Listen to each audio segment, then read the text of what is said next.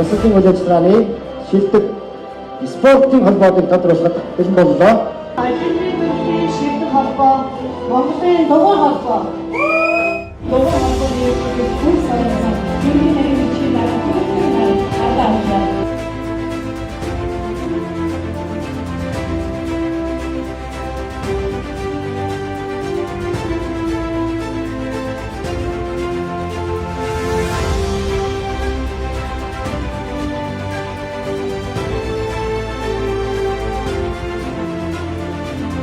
За маш олон төрлийн арга хэмжээнүүдийг бид бүхэн одоо энэ баг хамт олноороо хийсэндээ маш баяртай байна.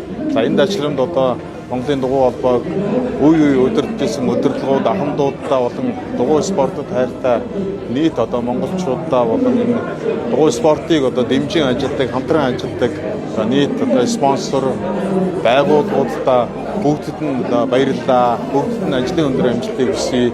Ингээд эх жилдээ бүгдээрээ ажлын өндөр амжилт гаргаж одоо Монголын дугуйчид маань илүү их одоо буухатай илүү их одоо амжилтыг гаргасан сайхан жил байх болтугай тэгээд дугуйчдын маань ялалт амжилтын алтан шар зам үлзийтэй байхын ерөөдийг дэвшүүлье.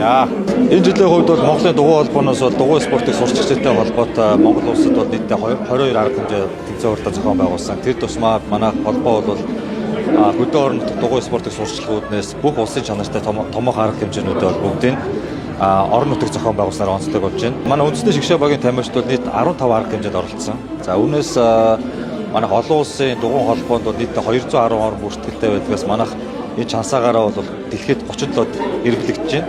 За Аз төвдөө Азийн 45 улсаас манайх одоо сүүлийн 4 жил эхний 3-т буюу энэ жил бол манайх 3 дугаар байранд эргэлдэж байгаа юм амжилттай явж байна.